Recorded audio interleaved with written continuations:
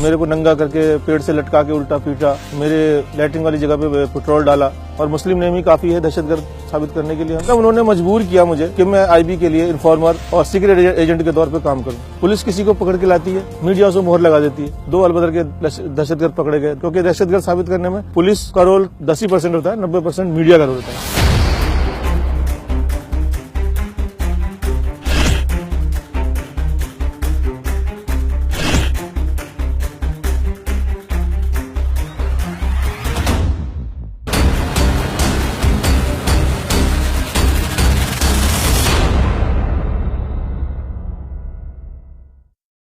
1991 में मेरे भाई के हाथों से एक झगड़ा हो गया, उसमें एक आदमी का मर्डर हो गया, उनके दोस्त का। उसके सिलसिले में वो 25 सालों से जेल के अंदर है। मैं वहां उनसे मिलने जाया करता था, तो वहां से पुलिस वालों ने मुझे वॉच करना शुरू किया।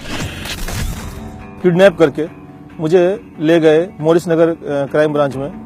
वहां उन्होंने मुझे 10 दिन तक टॉर्चर करते रहे। मुझे टॉर्चर में मेरे को एक तो पूरा नंगा करके, फिर लैट्रिन वाली जगह पर, पेशाब वाली जगह पर पेट्रोल डाल देना, सर पे पेशाब कर देना, उल्टा लटका के पानी नाक से चढ़ा देना, ये सब मतलब टॉर्चर उगलवाने के लिए। अब मैं क्या उगलूंगा, जब मेरे पास कुछ है ही नहीं तो मैं उगलूंगा क्या। मुझे तो खुद नहीं पता था मुझे उठाया क्यों है। तो वो मुझे टॉर्चर करते रहे कि बता असला कहाँ है, बता बारूद कहाँ है, बता तेरे किस किस से ताल्लुकात है। 10 दिन बाद जब कुछ नहीं निकला, जब कुछ उनके हाथ नहीं आया, धमकी भरे अंदाज में माफी मांग करके मुझे वापस छोड़ दिया गया। उसके ठीक 4 महीने बाद क्राइम ब्रांच चाणक्यपुरी वो मुझे उठा के ले जाता है। सेम वही कहानी दोहराई जाती है। 8 दिन बाद वो भी इसी तरह माफी मांग करके, भाई हमने गलत आदमी उठा लिया, हमें गलत इन्फॉर्मेशन मिली और आपका कुछ नहीं निकला तो हम आपको छोड़ रहे हैं, लेकिन आप जो है आगे हमारे खिलाफ मत जाना। अब हमारी इतनी हैसियत नहीं थी कि हम उनके खिलाफ जाते, तो हमारे फादर ने जो भी कंप्लेंट की थी उस वक्त भी वो वापस ली गई। आईबी वाले धोला कुआं से उठाकर ले जाते हैं तो सीधा सीधा डील। एक दिन टॉर्चर किया, दूसरे दिन उनके बड़े अफसर आए, उन्होंने सीधा बोला डील है भाई हमारी, या तो इनकाउंटर कर देते हैं तेरा, कि तेरे जैसे लोग बहुत मरते हैं दुनिया में, कोई फर्क नहीं पड़ता हमें, और मुस्लिम नेम ही काफी है दहशतगर्द साबित करने के लिए हमें, या तो तू हमारे लिए इन्फॉर्मर का काम कर, या मर, या फिर जेल जा। मेरे पास और कोई ऑप्शन नहीं था, कोई रास्ता नहीं था, क्योंकि आप इतनी बड़ी एजेंसी से उलझ नहीं सकते, आप इतनी बड़ी पुलिस फोर्स से उलझ नहीं सकते। तो बस उन्होंने जैसा कहा वैसा मैंने किया।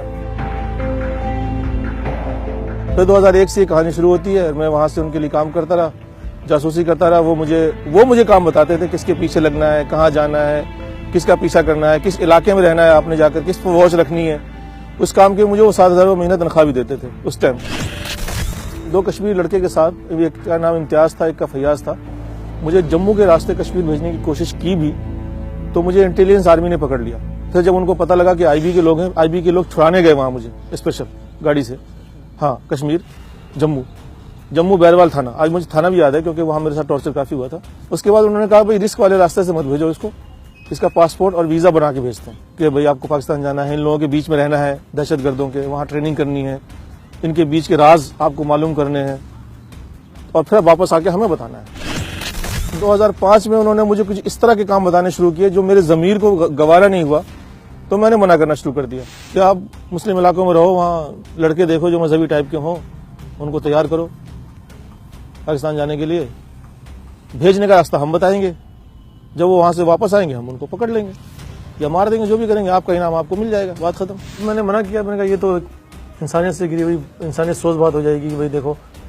तो मैंने इस काम के लिए मना किया, तो उनको लगा कि ये तो हमारा राज भी जान चुका है, फिर हमारे लिए किसी काम का भी नहीं है, यूज एंड थ्रो है, या जिसको तो यूज करने के बाद आप डस्टबिन में फेंक दो।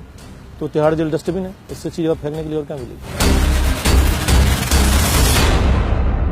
2005 में 12 दिसंबर को 4 बजे के आसपास मेरे पास फोन आया कि आप अपनी तनख्वाह तो ले जाओ आकर के यार। उसके बाद 4 बजे एक गाड़ी आती है सफेद रंग की, उसमें 5-6 लोग होते हैं, मुझे बैठने के लिए कहते हैं। मैं बैठ जाता हूँ क्योंकि मेरे अपने लोग हैं वो।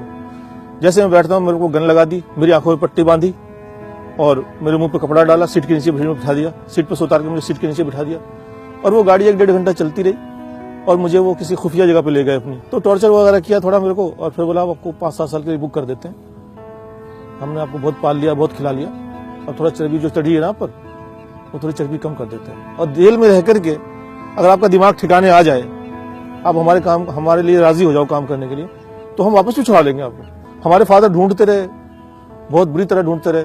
अच्छा, इनके क्या अल्फाज थे कि एक बंदा आतंकवादी के तौर पर हम दिखाएंगे तो अच्छा नहीं लगता, एक बंदा और चाहिए। बकरा, बंदा नहीं बकरा। तो उस बकरे के तौर पे मेरे मुकदमेवार को, जो मेरा मामू का लड़का है, तो उसको 22 दिसंबर को उठाया कश्मीरी गेट से, फिर उसको लाके भी मेरे साथ रख दिया। 9 फरवरी को स्पेशल सेल के लोग आते हैं, आईबी वाले उनके हैंडओवर करते हैं हमें, वो हमें बाईपास ले जाते हैं आंखों में पट्टी बांध के, वहां हमारी पट्टी खोलते हैं, वहां पर लीगल अरेस्टिंग हमारी दिखाते हैं, और असला बारूद और बैग जो हम घर से खाली हाथ गए थे, ये पता नहीं बैग कहां से आ गया, सामान ये कहां से आ गया, ये तो पुलिस ज्यादा बेहतर जवाब दे सकती है इसका। बस वहां पर शोर मचा दिया, क्या अलबदर के 2 खूंखार आतंकवादी पकड़ लिए, अलबदर के 2 खूंखार आतंकवादी पकड़ लिए, भीड़ इकट्ठी कर ली, और जो भी कार्रवाई, जो लीगल कार्रवाई होती है 2 महीने बाद गैर कानूनी हिरासत में रखने के बाद, जो लीगल कार्रवाई उन्होंने 2 महीने बाद की। हमारा दिमाग तो सुन हो रखा था कि हमारे साथ ये हो क्या रहा है। जो बैग उन 2 लड़कों के साथ पकड़े गए थे वो हमारे सामने खोल दिया, मीडिया के सामने शोर कर दिया, आतंकवादी आतंकवादी, पूरी दुनिया में बदनाम कर दिया। घर में कमाने वाला मैं 10 लोगों का परिवार में अकेला था, वो बर्बाद हो गए सारे, भूखे मरे। फिर मेरी वाइफ ने लोगों के घरों में जाके काम किया, बर्तन मांजे, क्या क्या किया उसने, कैसे कैसे जिंदगी गुजारी वो मैं 5 साल नहीं बता सकता कि उसने 2-2 दिन भूखी रहे बच्चों के स्कूल नहीं गए वो 5-4 साल। मीडिया को बहुत बड़ा जिम्मेदार मानता हूँ। पुलिस किसी को पकड़ के लाती है, मीडिया उसे मोहर लगा देती है। अरे अभी कोर्ट ने प्रूफ नहीं किया, कोर्ट पे इल्जाम साबित नहीं हुआ, कोर्ट ने अभी बात गई नहीं, और आपने पहले ही साबित कर दिया, मोहर लगा दी। और मुसलमान है तो हर कोई मान भी लेता है, मुसलमान है दहशतगर्द होंगे। उसके बाद हम लोगों को जेल भेज दिया गया। पुलिस वालों को पता था इनकी हैसियत नहीं वकील करने की, उन्हें पता था सरकारी वकील ले लेंगे और चुपचाप सजा खा करके 5-7 साल 10 साल जो भी होगी चुपचाप अपना घर बैठेंगे। लेकिन इस बीच में इंसानी हमदर्दी के नाते एक सुफियान साहब एडवोकेट हैं, उनको जो पता लगा मेरे मामले का, और जो मेरा मुकदमेवार था, मेरे साथ मेरा भाई था, वो थोड़ा अच्छी फैमिली से बिलोंग करता है, तो उनके भाइयों ने बहुत मेहनत की, उनके भाइयों ने वकील खड़े किए, उन्होंने हाई कोर्ट में एप्लीकेशन लगाई इस बात के लिए कि इस केस की दोबारा जांच की जाए कि ये झूठा केस है, सीबीआई के हैंडओवर किया जाए। और उस वक्त के जो जज साहब थे उन्होंने माना, सबूत देखते हुए, कि ये पहली नजर में लगता है कि ये झूठा केस है।